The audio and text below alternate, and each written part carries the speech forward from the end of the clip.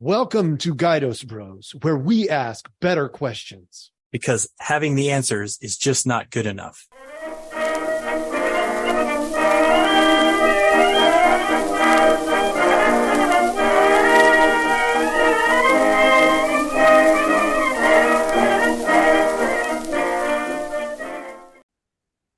All right, welcome to GuidosBros. I'm Jason. I'm the brother. And I'm Jeremiah. I'm the other brother. Look at that. We had an intro today. Miracle one for today. All right. What are we going to talk about today? We were just chatting about this. We're thinking about the use of the word evil. This is stemming from a little bit. So not too long ago in my podcast, the other podcast that I do, I used the word evil and it drew a lot of attention, mostly not great attention. And I'm not even one typically who says, good or evil very much. I'm not about good and bad. I tend to go with healthy, unhealthy. But because it drew so much attention, I guess my initial question is, why in the world does the use of the word evil draw so much attention? Well, I think it's because people innately know maybe what the term evil represents. And it is a negative word. It's very negative.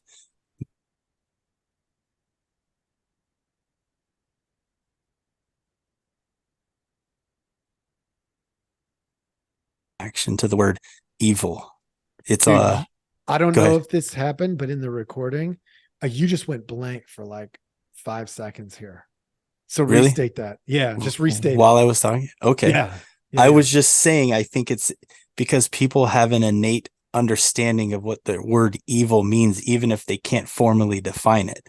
So they have a visceral reaction to either being called evil or having something represented as evil, because they know that it has a wickedness to it that is on purpose. Evil, like, you're not evil on accident. And they know that, I think. But maybe that's like the next question is do people have an instinctive reaction to the word evil because they know that you cannot accidentally be evil? I wonder. Okay, maybe. So what?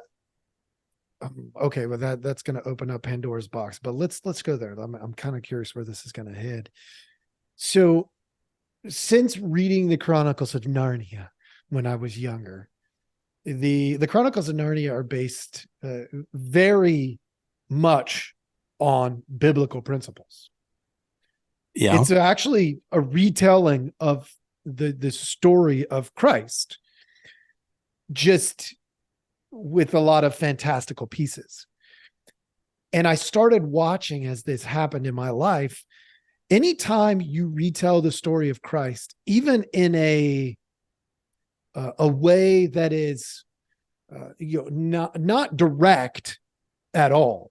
So like the Chronicles of Narnia, that's not a direct retelling of the story of Christ, but it has that mirroring effect, right? It's got that same plot and the same, results and all this stuff, right? And every time that I've seen that, now this is obviously not research based, but every time that I've seen that plot play out and say like a movie or a book, it does really, really well. And I was thinking that, along the way that possibly here's a hypothetical, possibly our system is set up to pick up on the reality of spirituality, not the fantastical, but the base fundamental story that is biblical, that is of Christ. Well, if that's the case, which is an if, right? Like I'm making kind of a massive leap there, because I would I don't know if it's true or not. I haven't done the research. But if that's true, then why wouldn't our radar also be able to pick up the anti story? The evil. Oh, well, why wouldn't it? Yeah, why wouldn't it? Like, wouldn't our radar be able to do, wouldn't it inherently be designed to do both then? If it's designed to do one, then the other would probably set off the alarm too. Okay. So, well, okay. So then I guess I would ask what is the opposite of evil? Mhm. Uh, from my vantage point, Well, because okay, that or just in general, what you think the collective might agree to be the opposite of evil, because usually we say good and evil, but is good the opposite of evil? I don't think so. I think evil by definition is about hate. It's about it's separation. Where good would be about love and about unity. Well, okay, those are opposites. If hate and love Yeah. are opposites, then good and evil would be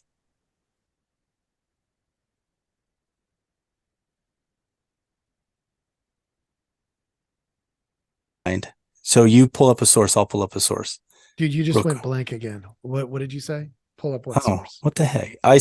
Your I internet, I think, is off. is it? Like, I think it's not functioning perfectly, but it's all right. What am I Okay. looking up? Sorry. I was saying let's look at the definition of evil. Let's just pull up two different sources and see what we find here. Um, All right. So, do you want to go with the Oxford definition? okay, you take Oxford, I'll take what is this? Stanford, Cambridge. There's three sources here. Let me just pull these up. Oh, that's a huge paper. I don't need that. Okay. Here. So while you're pulling up the next one here, I'm Yeah, going to you give you go. the Oxford. Oxford says as an adjective, it's profoundly immoral and wicked.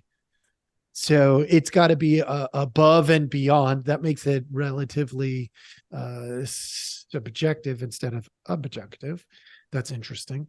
The noun says profound, again, immorality and wickedness, especially when regarded as supernatural force. So it's highlighting there the possibility of, it being outside of the natural world. I think that's interesting that Oxford would acknowledge that there might be something in the supernatural world, but hey, I'm going to go with it. Yeah. All right. So let's see here. This is what Cambridge says. It says morally bad, cruel, or very unpleasant. That's a little soft on that one. Very unpleasant. I mean, can a Well, smell be evil? I mean, I it's mean, very unpleasant, so sure. yeah. I mean, according to this, I guess you could just replace it, but it looks like their commonality in these two is the moral part of it, morally bad. So it's something that is, well, that's weird. Okay, next So, question. yeah, go Ready? ahead. So is evil, does evil contain morals that are bad, or are they void of morals and that makes them bad? That's interesting that you say that because I just went to Wikipedia, which is not my favorite site because they slant a lot of things Yeah, in yeah, there. they do. But in the very first line, it says evil in a general sense is defined as the opposite or absence of good.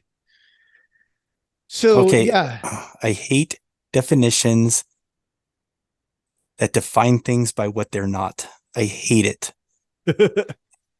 It doesn't work for me. Okay. okay, but play that out for a second. Like, go ahead and let's say there is good. So you would have the light.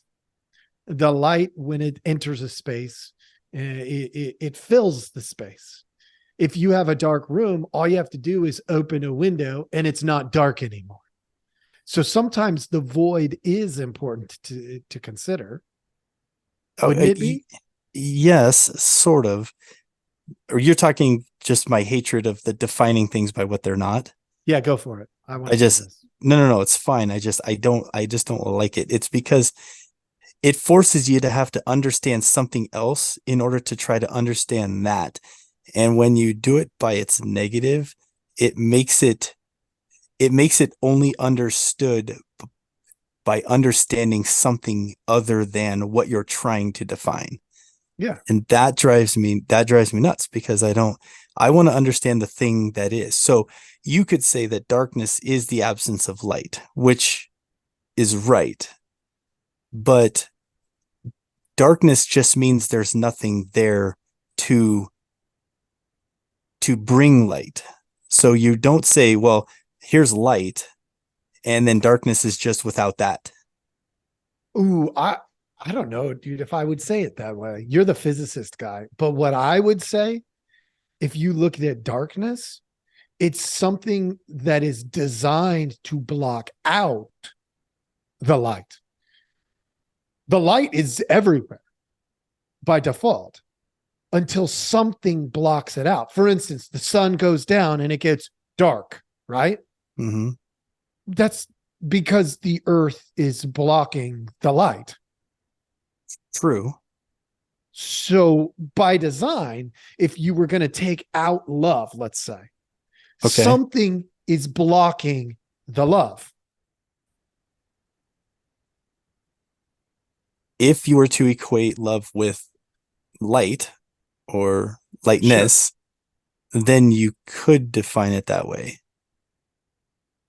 Um, but you could also say that darkness just is, and when illuminated, becomes light, right? Because without light, there's just darkness. And then once you bring light, you now have visibility. Sure. So, so you see how each one could be defined by its opposite. Yeah. So, okay, so where are we going with this? I guess I'm trying. Well, go back to the original question. The original question was, why do people have this visceral reaction, or it was something along those lines, to the use of the word Yeah. evil? Okay, so all right. So let's see if we can equate these two in a way. So is evil evil, and then is evil evil because it's without love, or is love blocking the evil, or is it that evil is the absence of love?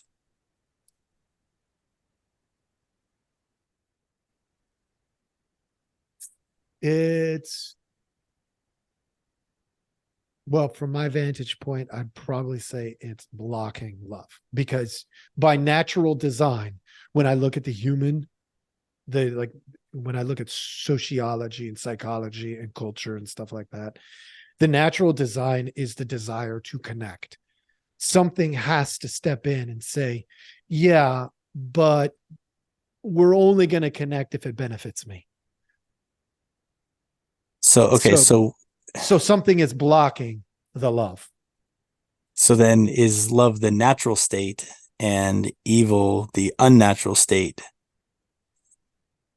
Yeah, yes, 100%. Because, like, here, let me play it out for you. In social science, we look at these things. You take a person, you put him on an island. There's nobody else there. Mm-hmm. They begin to die. So we know that the connection is critical. Now, no, you would say that, well, it's because they're on an island. No, like you lock somebody in a closet, they begin to die. Like people need connection. It's a requirement. Without that, they begin to die. There's many studies that have verified this. Sure. Okay. So if you took a person, you put them on an island, and they were all alone, they would seek a connection because they need a connection.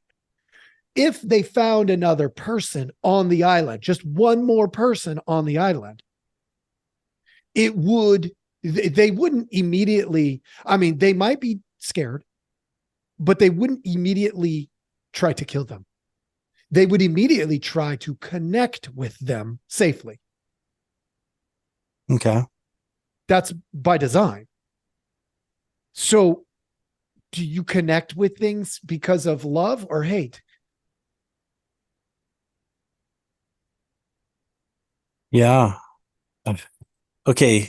Th- This one is this one's going weird places in my brain because I hear what you're saying, and and then two things kind of popped in my head.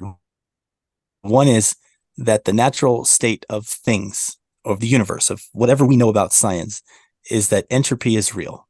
So chaos is natural, order is not. And I think of love as order and evil as chaos. That's kind of how I think of it. So when you were talking, Okay, I was so go back and explain why chaos is natural but order is not. because order requires structure and fundamental building blocks to become ordered and set. Like a thing that I did in my class is I dropped a bunch of popsicle sticks over and over again, and I said one of these times it's going to build a house, and it never builds a house, right? Like cells break down, we uh, things decay, things go naturally to they go from order to disorder. That's how it works. So you create order and then it goes to disorder. And so that's why I say chaos is natural. Okay, Um, slow down right there. I don't think you can say that with what? because I would guess that every experiment, like dropping the sticks and to try to build a house, Mhm. takes the human out of the equation. No, I agree, but that's why I was sticking just purely scientific. I was saying that like we get put together in, You just went blank again, dude. Your internet is lacking. okay, where did I go blank? We put things together. Your hands were like this. Oh, I just got an alert that, well, I got an alert that said, Jeremiah, your internet is unstable. Um, My internet is not unstable. it popped up on this thing. Okay, I don't know. We'll see. So, so I said you put together, you put things together. So as humans, you're 100% correct. We have the ability to create order out of chaos. We do. And so the simple example is we are created in a womb, right? We are born and we are put together, or before we're born, we are put together, and those cells are added and divide and they're created. And that is not chaos. That is not case. That's creating order. So we have the ability to do it as humans or as animals, as people, as plants and other things. So they're in life, you can create order, or order can be created. But then Oh, life does what? okay. Let me just pause there. If in life order is created, then in order to find chaos, what do you have to take away? You would have to take away life. Well, true. Yeah. But So when we say the word evil, are you saying it's life taking, not life giving? And I mean, in a sense, maybe it's right. I mean, we're still trying to work through the part where what is, do we define one by the other, right? Like that's kind of where we're yeah, going yeah, with. And so that's why I tried to get as fundamental as I could and try to yeah. understand it from its basic, from chaos theory and entropy and knowing that things eventually break down. So even in life, there's death. So it is,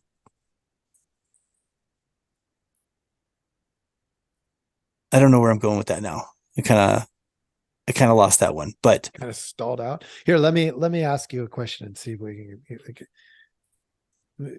When we started this conversation of evil, like we went down a bunch of little rabbit holes here. sure. Yeah.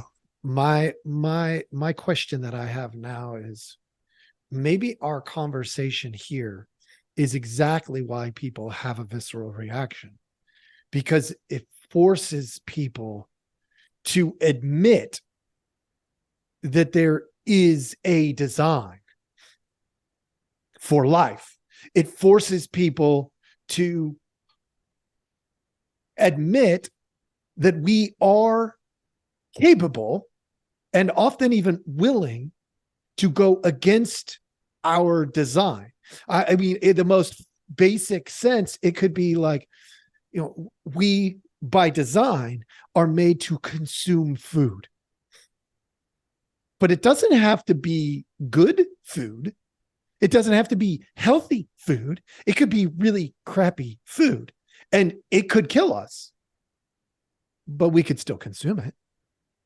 It forces us to admit that we are capable of choosing something that is going to be good and healthy, or right, for lack of better words. I'm trying to come up with them. Versus there's the other side of the spectrum, whereas it's way more comfortable to sit and say, well, if I don't acknowledge that evil exists, then everything that I assess is based on some form of, what is, I don't know, selfish. And that's way more comfortable. It's like, well, I really want that, so I'm just going to have that. And since there is no good and evil, or, however we want to word it, it's just easier to just say, therefore I should have it because I want it. Yeah. Okay, wait. How about this one? What if the reason people have that reaction to the word evil is because in both definitions and the third one that I looked at, both have the word morals in it. And that is, people today, a lot of people, they don't want to have morals. And so when you call someone evil, it forces them into a moral bucket that they don't agree with. And since they don't want to be seen as immoral, they react that way. They're like, no, no, no, no, no. You don't put morals on me. I don't want those. So you can't call me evil or say that that person is evil, because now you're projecting morals onto them. Right. And maybe they don't want to have that standard. So maybe the real question, at least for now, is if evil is morally based and people don't want to be burdened by morals, then I wonder if that's why there's that reaction to it. Because someone like us, who, like, we have a moral foundation built on values and principles, where we can identify, I'd say, with like 90 to 95% similarity, where those are kind of based or where they stem from, right? And so if you were to say that was an evil decision, or that was an evil thing that you just did right there, we could look back and find exactly where that came from and probably agree with the person, even if we don't like ourselves in that moment that we made that evil decision. We can at least find where foundationally that stemmed from. But someone that maybe doesn't have that, they don't want that burden. They just want to do because doing is fun, or doing is something else to them. And so but they just have the right. That's right. And so dude,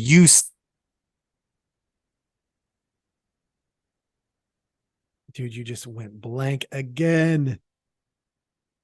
This is going to be fun to listen to in the rear view mirror, because sorry. What did I? Yeah, sorry. What did? Talking. Yeah, I don't know. You said you. We'll have to go back and listen. I don't Well, know. okay. I said by calling someone evil, or making a statement that they did something evil, you just burden them with a 120-pound pack of morals that they don't want.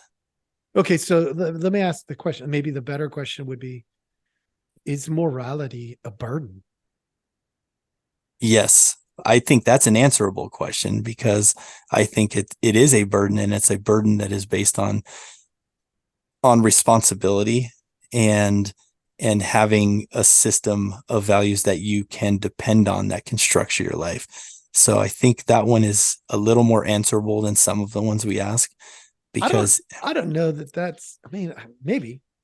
I just say that only because it's something that you have to hold yourself accountable to, and a moral structure is a healthy burden. It's something that you should be willing to carry. It's why people recycle. Nobody wants to recycle. Nobody on this planet wants to recycle, but it's a burden that feels right, that they hold themselves accountable to. When they see a recycle bin and a trash bin next to each other and they have a plastic bottle, they drop it in the recycle. That's a burden, right? It might not be morally based, but it's just still a burden. Yeah, I mean, you could argue. I get that argument. You could also argue that it's a freedom, not a burden.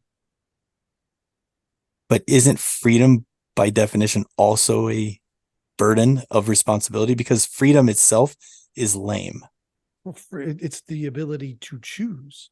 It's like when I think about in what's going on in our country right now. Uh, yeah, I could call it a burden, or I could call it freedom.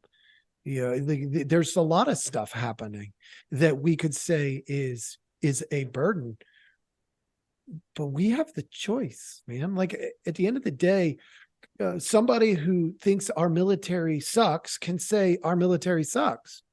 I disagree, but they can say it. That's why there's people out there fighting for us right now, Mm-hmm. so that we can say stupid things freely. Right. Yes. But that freedom comes within a structure, within a constitutional structure. And so what you're saying is exactly right. 100% I agree. But it comes within a structure. There's a framework. Jordan Peterson talks about this all the time. Freedom, pure freedom is useless. Freedom with a structure is useful. And what that means is, if I say, I forget how he phrased it, but there was something to the effect of, hey, let's play a game. Okay. Do you want to play? We'll play it right now. I say, you go first. Now go. It's your turn. I'll play after you. Awesome. I love this, because then I get to pick the structure. Well, that's the point. You have to build the structure to play the game. You can't just play, right? Because if you say, okay, I just went, and I say, okay, I win, so because your move lost, you'll say, well, wait, how do you, I just built the structure. I just decided that what you just did caused me to win. I had to build the structure in order to win the game. You have to have that. And that's why pure freedom is pointless. So Yeah, it's the same concept that I got from a professor at George Fox. He said, he used to say to us, theory without application, without technique, is useless, but technique without theory is reckless. yeah, You need them both. You got right. to have the structure in order to have the freedom. Correct. Yes. So, but if you have structure, it doesn't necessarily mean freedom. Oh, no. Yeah, by no means. No, the freedom has to be built within that structure. And some of it is cultural, some of it's social, cultural mix, Mm-hmm. and it can differ from place to place, obviously. But it comes within that. It's like we play baseball and we love baseball. But we like baseball because of the rules. We like it because there's foul lines. We like it because you can't just walk on two pitches. You have to get four balls in order to walk, right? It's like that. It's that Yeah. freedom to do what you can within that within that structure and those rules. But I guess bringing it back to, I guess, evil versus good, whether they're the opposite or not, um, it it seems like if you don't, if you accept the fact that evil has a moral standard, and that if you accept those rules that it does, then you're living within the structure, and then rightfully using the term evil. But if you don't like the structure, if you disagree with that and you don't want to be burdened by those morals, then you disagree with the premise of the word evil, because that's a burden you have to carry and you don't agree with those rules. So, great. Does that mean that one is blocking the other? Remember the conversation about, is dark the blocking of the light, or is light blocking the dark? Okay, so here's my gut reaction to that one. I think living without morals is letting the light in and flood too much, whereas living with the morals is. Dude, you just went blank again. This is an epic failure today. So this might not work. That's okay. What did I? You talked about the light, and then you were going to talk about the dark. Well, I said that literally right in the middle. Yeah. So what I think I was saying is that if you, I think maybe living without morals is like letting too much of the light in, and that living with the morals is learning how to live within the darkness and accepting the part where evil is real, evil is morally based, and that people can be evil, and you're learning how to live within the confines of the darkness. Whereas maybe, and so this might be the opposite or counterintuitive. This is just the way I'm seeing it right now. Whereas if you live without morals, you're just letting the light flood everywhere and you don't care. You're just like, whatever, everything's good, everything's whatever. And so you just do what you want. And since you're not morally obligated, then you don't live by those rules. Whereas morally based people can live within those confines, because you live within the unknowns, right? And that's what we have to do. This is awesome. What I heard you just say is that we are the friction point. We are the yin and the yang. If, let's say, like hypothetically, there is an evil and a God, right? There's Okay. and a devil and a God. And we right now would be literally smack in the middle, exposed to both, as they have their spiritual battle going on. Okay. Because that's how you would have both light and dark simultaneously. Yeah. And if you want to go full Bible on it, then the snake basically says, hey, if you eat this apple, you'll know the difference between good and evil. It's like, we put ourselves right in the middle. Right. I'll show you the light by waking you up to the things you don't know. You're good in darkness. Let me show you what it's really like. And so the snake, tricks Eve, and then they both trick Adam, and then all of a sudden, poof, everything floods and the whole thing opens up. And they all blame each other. And then they get banished from the garden, and then they have to toil, pain of birth, and get their ankles bit. That's the deal. So we are the friction point potentially. If we're talking about evil, that would point to us as being the ultimate, like, middle ground. We're the battlefield. And if we're the battlefield, then people can't ignore. Like, if you bring up the word evil, like hypothetically, if this was all the case, people can't ignore that we literally are the battlefield, and that our choice does matter. If we go one direction, it changes everything. We go the other direction, it changes everything. Right. So the people, when you use the term evil, when the people are reacting to you, they don't want to be the friction point. They want to be on the sideline. They want to just watch the battle. They don't want to participate. Right. They're the fans in the Coliseum watching people tear each other to pieces. They're just like, oh, that's sucks to be them. Doers and critics all over again. Right. Which is kind of how we got to this point anyway. Yeah, that's so weird.